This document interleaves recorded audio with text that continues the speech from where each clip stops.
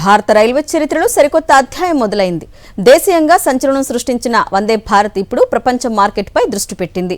తక్కువ ఖర్చుతో అత్యాధునిక సదుపాయాలతో వేగం, భద్రతలో ప్రపంచ స్థాయి ప్రమాణాలతో తయారైన ఈ రైళ్లను అభివృద్ధి చెందుతున్న దేశాలకు ఎగుమతి చేయాలని భారత్ భారీ ప్రణాళికలు రచిస్తోంది.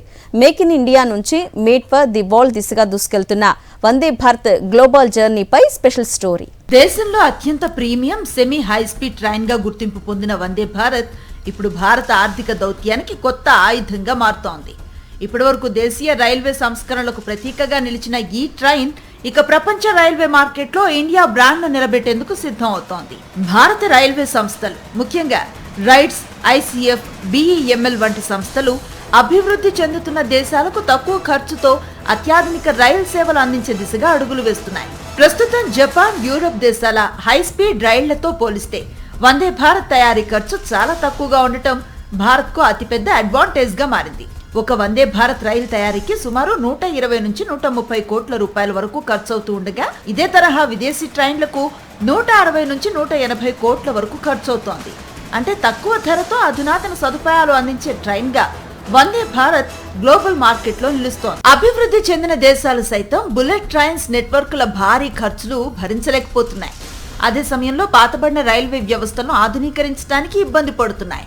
అందుకే తక్కువ ఖర్చుతో కూడిన సెమీ హై స్పీడ్ రైలు నమూనా ఆకర్షించగలదనే అంచనాతో భారత్ తన ప్రతిష్టాత్మక వందే భారత్ రైళ్లను విదేశీ మార్కెట్లకు ఎగుమతి చేయడానికి సిద్ధమవుతోంది.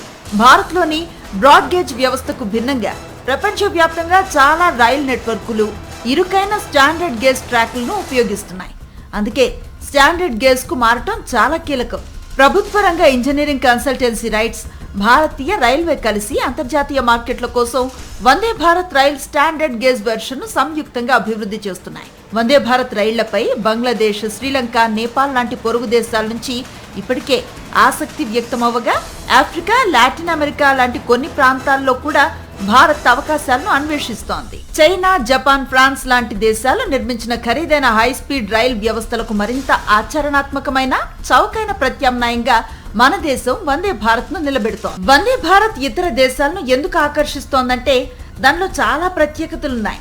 తయారీ ఖర్చు తక్కువ, 52 సెకండ్లలో 100 కిలోమీటర్ల వేగం అందుకుంటుంది.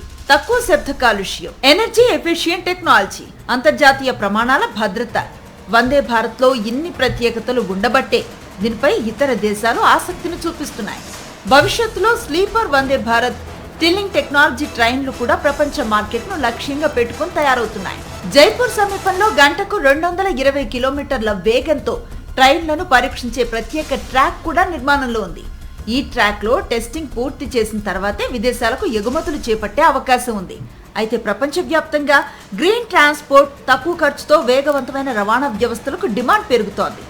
2026 నాటికి గ్లోబల్ రైల్వే మార్కెట్ విలువ $280 బిలియన్ చేరుకునే అవకాశం ఉందని అంచనాలు చెబుతున్నాయి. ఇలాంటి సమయంలో తక్కువ ఖర్చుతో అత్యాధునిక రైలు తయారీ సామర్థ్యం కలిగిన భారత్కు భారీ అవకాశాలు కనిపిస్తున్నాయి.